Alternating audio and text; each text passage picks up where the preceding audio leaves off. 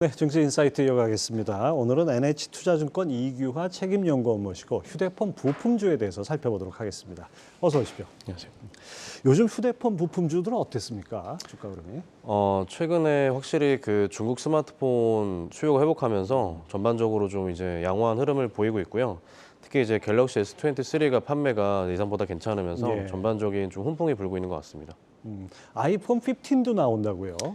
네, 이거는 이제 하반기 지금 출시 예정이고요. 보통 이제 9월 정도에 출시가 되는데 그 작년에 이제 예상보다 좀 그 중국 여러 가지 락다운 이슈 때문에 판매가 부진했던 영향이 있기 때문에 올해는 좀 기대가 되는 상황입니다. 예, 이거 휴대폰 부품주 수혜가 이제 본격화된다 이렇게 봐도 될까요?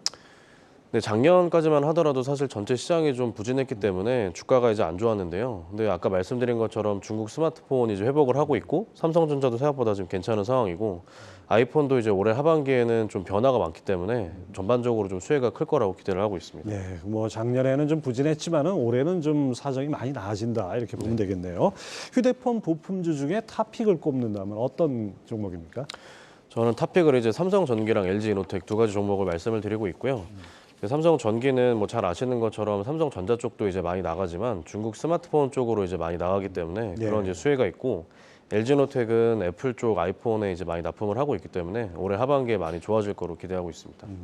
이 뭐 삼성전기라 그러면 MLCC, 적층 세라믹 컨덴서라고 하는 이부의 주력인데 특히 이제 시장 중심 시장이 중국 아니었습니까? 네네. 작년에 아까 말씀하신 대로 상대적으로 부진했지만은 올해는 이제 리오프닝으로 본격적으로 좀 살아날 수 있다 이렇게 볼 수 있을까요? 네, 이미 이제 1분기가 거의 이제 저점을 찍고 2분기부터 조금씩 회복할 거라고 기대를 하고 있고요. 그 스마트폰뿐만 아니라 뭐 TV나 이제 여러 가지 IT 기기들이 수요가 좀 반등하고 있어서 확실히 MLCC 출하량도 조금씩 이제 올라갈 거라고 예상하고 있습니다. 이 전기차에도 들어가죠. 네, 전기차에 이제 당연히 많이 들어갈 수밖에 없고요. 최근에 이제 전기차뿐만 아니라 인포테인먼트라고 해서 그 내비게이션 시스템 있잖아요. 예. 그게 점점 이제 사이즈가 커지고 있어요. 그래서 그러면서 MLCC가 점점 많이 들어가고 있기 때문에 그런 쪽에서 수요가 계속 커지고 있는 상황입니다. 네. 겉으로 이제 완성품으로 해서 눈에 보이는 제품은 아니지만은 오히려 그 안에 들어가는 그 주요 핵심 부품으로서 주목을 받을 수 있겠네요. 네, 맞습니다. 삼성전기 목표 주가하고 투자 전략은 어떻게 잡아야 될까요? 제 목표 주가는 19만 원이고요. 그 일단 올해 1분기가 이제 실적이 저점이 될 거라고 보고 있어요. 그래서 2분기부터 이제 회복을 할 거고 특히 이제 하반기가 IT 기기 이제 수요 성수기이기 때문에 하반기부터 본격적으로 실적이 좀 회복할 거라고 보고 있습니다. 그래서 예. 올해 연간 내내 좀 수익률이 나쁘지 않을 거로 예상하고 있습니다. 상대적으로 좀 덜 오른 종목이기 때문에 오히려 좀 기대할 수 있다고 볼 수 있겠네요. 자, 그다음에 연구원님 리포트를 통해서 LG이노텍이 실적 우려에도 불구하고 하반기부터는 본격적인 이익 회복세를 보일 것이다 이렇게 전망하셨어요. 어떤 네. 배경에서 그런가요? 일단 아이폰 같은 경우에는 주로 이제 하반기에 이제 출시가 되면 3분기, 4분기에 많이 이제 판매가 되고요. 그러다 보니까 하반기가 항상 이제 실적이 좋을 수밖에 없는 구조인데 올해는 상저하고 트렌드가 좀 더 이제 명확할 거라고 예상하고 있습니다. 왜냐하면은 상반기에 이제 아이폰 14 판매가 사실은 예상보다 좀 부진합니다. 왜냐하면 아이폰 15 시리즈 변화가 이제 많을 거기 때문에 소비자들이 이제 많이 기다리고 계신 것 같아요. 그래서 대기 수요가 좀 많이 쌓여가고 있고 그다음에 이제 판매량뿐만 아니라 그 ASP, 그러니까 이제 판매 단가도 올라갈 거라고 보고 있습니다. 왜냐하면 카메라가 이제 올해 폴디드 줌이라고 하는 새로운 이제 모듈이 적용이 되는데요. 이게 어떤 건가요? 여기 이제 그 3배에서 5배 정도까지 그 디지털 줌이 아니라 광학 줌이 이제 되는 거죠. DSLR처럼. 그래서 손실 없이 이제 줌을 할 수 있는 거기 때문에 이게 이제 판가가 많이 올라가고 보통 뭐 최소 $15 이상 그 한 대당 올라갈 거라고 이제 보고 있습니다. 그래서 이런 것들이 같이 이제 엮여서 LG노텍의 실적이 하반기에 좀 많이 올라갈 거라고 예상하고 있습니다. 네. 근데 사실 저는 개인적으로 이 스마트폰이라는 거 처음에 이제 1, 2, 3 뭐 이렇게 단단위로 나왔을 때는 새로운 게 나왔다. 정말 신기하다 이랬는데 두 자리로 수로 이제 가다 보니까 네. 이제 뭐가 달라지는 거지 이런 느낌이 드는데 그러면 저 갤럭시 S23나 아이폰 15는 정말 그 이전 제품하고 확실히 다르다고 할 수 있습니까?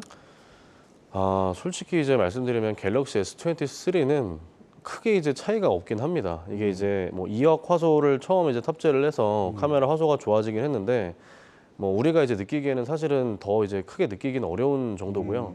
제가 봤을 때 판매가 예상보다 양호한 게 이미 이제 그런 것들이 많이 쌓이다 보니까 그 교체 수요가 많이 예, 생긴 거죠. 그래서 예. 3년, 4년 이상 쓰시는 분들이 많기 때문에 코로나 때 안 바꿨던 분들이 그렇죠. 예. 그런 것들이 이제 많이 좋아지는 부분이 있고 아이폰 15는 확실히 많이 좀 바뀝니다. 예를 들어서 그 아까 이제 카메라도 제가 말씀을 드렸지만 예. 지금 아이폰의 가장 큰 특징이 이 라이트닝 케이블이라는 전용 케이블이 있어요. 근데 이게 아마 USB-C 타입으로 이제 바뀔 겁니다, 이번에. 그러면 이제 갤럭시랑 똑같은 케이블을 쓰게 되는 거죠. 예. 그래서 그런 것들이 바뀌고 그 다이나믹 아일랜드라고 요 이제 노치 형태가 여기에 이제 뭐 이런저런 상태가 뜨는데 요게 일반 아이폰 15 모델까지도 확대가 될 거예요. 그래서 이번에 좀 많이 바뀔 거라고 보고 있습니다. 그 관련해서 LG 이노텍 수혜가 예상된다 이렇게 보는데 목표 주가하고 투자 전략은 어떻게 잡아야 될까요? 목표 주가는 50만 원이고요. 지금 괴리가 좀 있긴 합니다. 근데 이제 밸류에이션이 워낙 싸기 때문에 사실은 50만 원을 유지를 하고 있는 거고 거의 뭐 2배네요 지금 주가에. 그렇죠. 2배인데 이게 이제 지금 PER 기준으로 보면 올해 기준으로 5배, 6배 정도밖에 안 돼요. 그래서 과거에 보통 뭐 15배 이상까지도 받았던 종목이라는 거 고려하면은 사실은 전혀 이제 뭐 50만 원이 비싸다고 생각하지 않고 뭐 나중에 이제 또 말씀드리겠지만 XR 같은 기기가 새로 이제 애플에서 올해 나올 거기 때문에 그런 것까지 감안하면은 뭐 충분히 이제 기회가 있을 거라고 보고 있습니다. 네, 그렇군요. 자, 그동안 이제 이 중국 스마트폰 업체들은 가성비를 앞세웠다고 볼 수 있는데 이 폴더블 폰을 내놓으면서 애플과 삼성전자의 이 고가 스마트폰 시장을 잠식해 들어가겠다 뭐 이런 그 의지를 많이 보였어요. 근데 네. 사실 화웨이 정도를 제외하고는 뭐 다른 중국 업체들 고가 스마트폰 시장에서는 그 유의미한 점유율은 아니지 않습니까? 네. 중국의 폴더블 폰 경쟁력 어느 정도로 평가할 수 있을까요? 사실 작년까지는 말씀하신 대로 좀 경쟁력이 부족하긴 했습니다. 왜냐하면은 뭐 고가 스마트폰을 해본 경험이 별로 없기도 하고 여러 가지 이제 고객 베이스가 낮은데 근데 최근에 그 출시되는 제품들 보면은 경쟁력이 많이 올라왔다고 생각이 돼요. 그래서 그 오포가 글로벌 폴더블 스마트폰을 처음 이제 올해 출시를 했는데 그 디자인도 보시면 아시겠지만 되게 세련됐습니다. 저게 오히려 오포 중국의 오포 제품이네요. 네, 근데 뭐 네. 우리나라 제품하고 별 차이도 없어 보이네요. 별 차이가 없어 보이죠. 예, 별 차이가 없고 오히려 갤럭시 플립 4가 작년에 이제 출시가 됐는데 예. 그거보다도 사실 디자인적인 측면에서는 더 낫다고 이제 판단이 예. 되거든요. 그래서 이런 것들을 보면은 많이 이제 올라왔고 다만 이게 우리한테도 긍정적이라고 보는 거는 어차피 디스플레이 같은 거는 삼성 디스플레이한테 공급을 받습니다. 이거를. 예. 그래서 우리나라 이제 밸류 체인들이 전반적으로 긍정적이고 어차피 폴더블 스마트폰 시장이 확대가 되면 삼성전자가 또 거기에 수혜를 누릴 거기 때문에 전반적으로 다 이제 수혜가 있을 거라고 예상하고 있습니다. 예. 그 관련해 가지고 삼성전자 이 갤럭시 Z 플립 폴더 5 시리즈가 8월께 뭐 출시된다고 했는데 한 달 먼저 부품 공급이 이루어져서 조기 출시가 가능하지 않겠느냐 이런 얘기가 뭐 나오고 있습니다. 그 신작 대비 판매 호조세가 가능할 것이라고 예상을 하셨는데 그 근거는 어떤 거죠? 그 사실 이 폴더블 스마트폰 같은 기기의 이제 흥행 여부는 가장 중요한 게 이제 가격하고 디자인적인 측면이라고 보고 있습니다. 근데 이제 가격은 아직 뭐 확정이 안 됐지만 전작과 크게 이제 다르지 않을 거라고 보고 있고요. 근데 디자인이 이제 올해 좀 바뀔 거라고 예상을 하고 있습니다. 그래서 아까 말씀드린 대로 그 오포의 새로 나온 폴더블 스마트폰이 이제 전면 디스플레이가 많이 커졌어요. 예. 그러면서 디자인이 좋아졌는데 플립 5도 전작 대비해서 거의 전면 디스플레이가 2배 가까이 이제 커질 거라고 보거든요. 그런 부분이 소비자한테 어느 정도 이제 어필을 할 거라고 보고 있고 그 폴드 같은 경우에는 이번에 이제 물방울 힌지라고 하기도 하고 덤벨 힌지라고 하기도 하는데 그 접힘 현상이 항상 이제 이슈였잖아요. 이 예, 주름이. 그렇죠. 근데 그게 이제 많이 개선될 거라고 지금 얘기들을 하고 있어요. 그래서 이런 게 좀 개선 포인트이기 때문에 판매가 좀 좋아질 거라고 예상하고 있습니다. 아무튼 디자인 면에서는 뭐 우리나라 제품이 중국보다는 훨씬 더 앞섰다고 생각했는데 이제 네. 중국이 디자인도 많이 따라오는 것 같습니다. 맞습니다. 예. 자, 삼성 디스플레이, LG 디스플레이 여기 두 회사가 애플이 내년에 출시 예정인 OLED 수주를 놓고 각축을 벌일 예정이죠. 원래 애플 아이패드에는 LCD 기반 LED 패널이 탑재됐었는데 이 앞으로 내년 신제품에는 OLED가 처음 적용된다 이런 네. 뉴스가 최근에 나왔죠. 네. 야, 그렇다 그러면은 이제 물량면에서 중소형 OLED 강자인 삼성 디스플레이가 우위를 점할 거다 이런 평가도 나오는데 영국님은 어떻게 보십니까? 아직은 사실은 확정은 안 됐다고 이제 알고 있고요. 한 3월 정도에 물량이 이제 확정될 거라고 보는데 일단 저희는 삼성 디스플레이랑 LG 디스플레이랑 절반씩 가져갈 거로 보고 있습니다. 그래서 50%씩 가져갈 거로 보고 있고 그 향후에 이제 이쪽 시장이 좀 기대가 되는 게 아무래도 OLED 디스플레이는 사실 지금 스마트폰이나 TV에 이제 많이 쓰이는데 이게 이제 아이패드까지 확정이 되면 좀 더 이제 어플리케이션이 다변화되는 거기 때문에 뭐 부품이나 뭐 디스플레이 업체들 할 거 없이 다들 이제 수혜가 좀 기대가 되고 향후에 이제 맥북까지도 이게 들어갈 가능성이 높거든요. 예. 그래서 이런 것들이 확실히 국내 업체들한테는 좀 긍정적인 뉴스라고 보고 있습니다. 네, 그렇죠. 아무튼 뭐 우리나라가 단순히 스마트폰 완제품만 만드는 것이 아니라 거기 들어가는 핵심 부품이라든지 디스플레이라든지 이런 부분에서도 강점이 있기 때문에 네. 여러 가지로 좀 확장해서 우리가 봐야 될 것 같습니다. 네, 네. 자, 삼성전자 이 웨어러블 기기 또 우리 살펴봐야 될 것 같은데 이 삼성전자가 구글 퀄컴 이게 이른바 안드로이드 진영하고 이제 이 XR 기기를 개발하겠다 뭐 이런 게 나오는데 네. 또 애플 쪽에서도 또 이 같은 움직임이 있습니다. 이런 부분에서 XR 기기 경쟁이 관련한 그 탑재 부품주 주가에 영향을 좀 미치지 않을까요? 그럼요. 그거를 저희도 이제 많이 기대를 하고 있고 아무래도 이제 삼성전자랑 애플이 가장 글로벌 대표적인 IT 업체다 보니까 이 업체들이 신제품을 출시하게 되면 파급력이 클 거라고 이제 기대를 하고 있어요. 그다음에 이 XR 제품이 기존의 스마트폰이나 PC와는 또 전혀 다른 제품이기 때문에 네. 거기에 들어가는 부품의 스펙도 높고 그 부가가치가 되게 클 거라고 보고 있거든요. 그래서 전반적인 국내 이제 관련된 밸류 체인에는 긍정적인 뉴스라고 보고 있습니다. 예. 사실 저는 개인적으로 스마트폰이 처음 등장한 2008년인가요? 그때 이후로 스마트폰을 능가하는 어떤 기기면에서 하드웨어 기기면에서의 등장은 없었던 것 같아요. 네, 네. 근데 이 XR 기기가 그런 어떤 역할을 할 수 있을까요? 네, 저는 이제 그렇게 될 거라고 기대를 하고 있고 사실 저는 이제 VR을 되게 좋아해요. 그래서 집에서도 많이 쓰는데 아직까지 이제 체감을 못 하시는 게 이게 미국, 유럽의 이제 젊은 20, 30대 남성들 위주로 이제 사용하다 보니까 네. 아직 한국에서는 별로 이제 안 알려져 있죠. 근데 애플이나 삼성전자가 기기를 출시하게 되면 아무래도 고객이 워낙 이제 탄탄하다 보니까 좀 더 이제 파급력이 클 거라고 보고 있고요.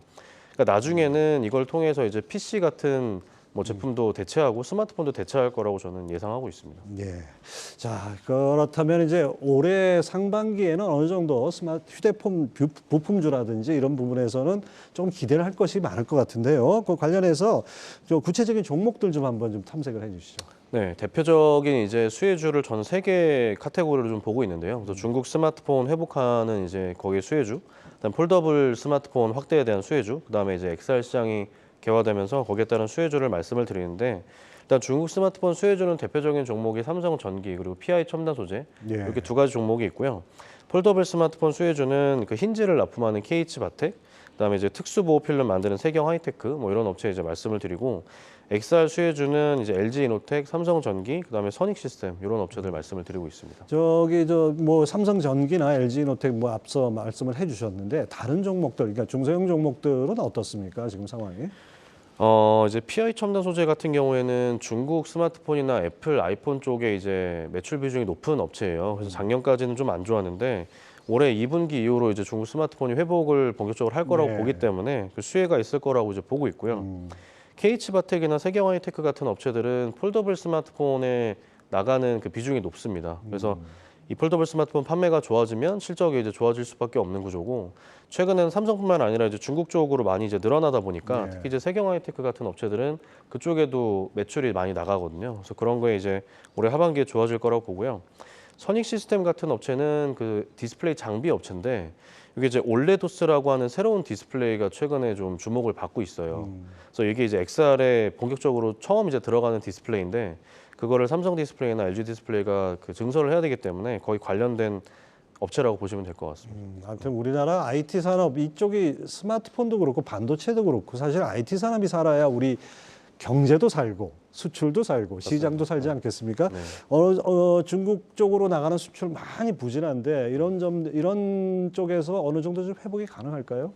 그게 이제 결국에는 뭐 스마트폰이 됐던 PC가 됐건 IT 기기가 이제 수요가 회복을 하면 뭐 당연히 이제 국내 업체들이 많이 연관이 돼 있기 때문에 회복이 될 거라고 보고요. 본격적인 회복은 3월 이제 이후 그다음에 이제 정말 좋아지는 건 하반기라고 보고 있어요. 그래서 뭐 1분기 정도가 거의 저점이라고 보고 하반기가 되면 될수록 좀 더 이제 업황이 좋아질 거라고 기대하고 있습니다. 사실 요즘 그 장이 좀 안 좋아서 특히 이제 다다음 주에 그 FOMC 앞두고 네. 또 금리를 많이 올린다 뭐 이런 얘기 나오는데 이런 측면에서 이 휴대폰 부품주 투자 전략을 어떻게 가져가야 될까요? 하반기에 나아질 거라는 기대는 있지만은 전체 장이 안 좋을 때는 좀 그렇지 않습니까? 그렇죠. 아무래도 IT가 이제 금리나 뭐 전체적인 이런 거에 좀 매크로에 민감하게 영향을 받기 때문에 사실은 변동성이 좀 심하긴 합니다. 근데 말씀드린 대로 하반기 이후로 이제 확실히 좋아질 거라고 기대를 하고 있고 실적도 1분기가 이제 저점일 가능성이 높거든요. 네. 그래서 저는 이제 주가가 빠질수록 좀 매수를 해서 비중을 늘려나가면 하반기에 분명히 이제 좋은 수익률이 나올 수 있지 않을까 그렇게 보고 있습니다. 밸류에이션 면에서의 부담은 크지 않은 뭐 이런 섹터라고 볼 수 그렇죠. 있겠죠. 네, 왜냐하면 뭐 최근까지 계속 이제 업황이 안 좋았기 때문에 근데 생각보다 실적은 또 견조하게 나온 업체들이 많거든요. 그래서 PER 기준으로 보면은 올해 기준으로 10배가 안 되는 종목들이 대부분이라서 예. 뭐 XR 같은 제품들이 만약에 나와서 반응이 좋다고 하면은 뭐 밸류에이션까지 같이 올라갈 수 있는 그런 기회도 볼 수 있을 것 같습니다. 네. IT 경기가 아무튼 회복 기미를 보일 때 어떻게 보면 이런 조그만 주식들이 먼저 움직일 수도 있는 그런 여지도 있어 보입니다.